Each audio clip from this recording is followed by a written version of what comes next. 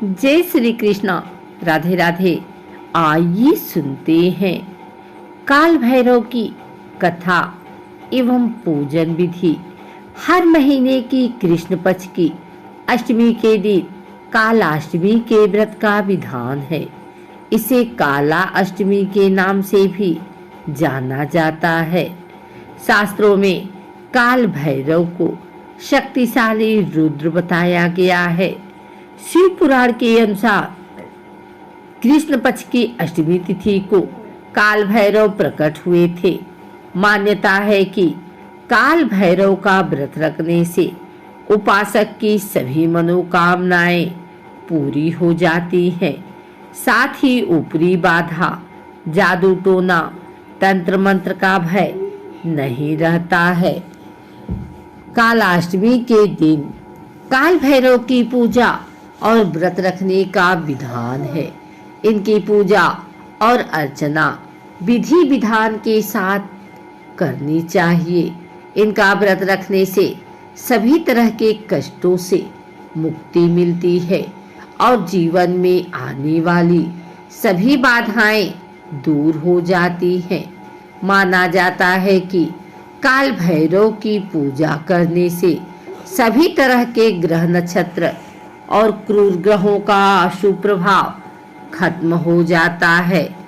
नारद पुराण के अनुसार काल भैरव का व्रत करने के लिए सुबह उठकर स्नान आदि से निवृत्त होकर व्रत का संकल्प करना चाहिए। इसके बाद भगवान शिव या भैरव के मंदिर जाकर पूजा अर्चना करनी चाहिए। व्रती को पूरे दिन उपवास रखते हुए उनके मंत्रों का जप करना चाहिए। इसके बाद रात के समय शिव, पार्वती और भैरव की पूजा करनी चाहिए। भैरव बाबा तांत्रिकों के देवता कहे जाते हैं, इसलिए यह पूजा रात में होती है। इस दिन काले कुत्ते की भी पूजा की जाती है और उसे भोग में कई चीजें दी जाती है। माना जाता है कि काल भैरव का वाहन कुत्ता है। ऐसा करने से भगवान की कृपा बनी रहती है। पूजा के समय काल भैरव की कथा सुनना बहुत जरूरी होता है। शास्त्रों के अनुसार एक बार ब्रह्मा विष्णु में श्रेष्ठता को लेकर विवाद चल रहा था। इस विवाद को सुलझाने के लिए ब्रह्मा, विष्णु एवं सभी देवी देवता, ऋषि मुनि भगवान शिव के पास आते हैं। भगवान शिव ने सभी देवी देवता और ऋषि मुनियों से कहा कि आप बताइए सबसे श्रेष्ठ कौन है।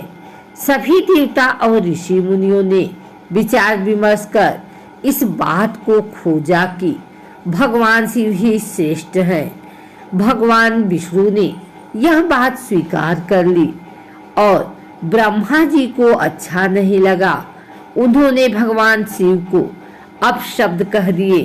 ब्रह्मा जी के अपशब्द कहे जाने पर शिव जी को क्रोध आ गया और इसी क्रोध से काल भैरव का जन्म हुआ।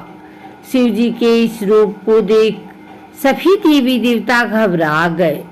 भैरव ने क्रोध में ब्रह्मा जी के 5 मुखों में से एक मुख को काट दिया। तब से ही ब्रह्मा पंचमुख से चतुर्मुख हो गए। ब्रह्मा जी के सर को काटने के कारण भैरव जी पर ब्रह्म हत्या का पाप आ गया। ब्रह्मा जी ने भैरव बाबा से माफी मांगी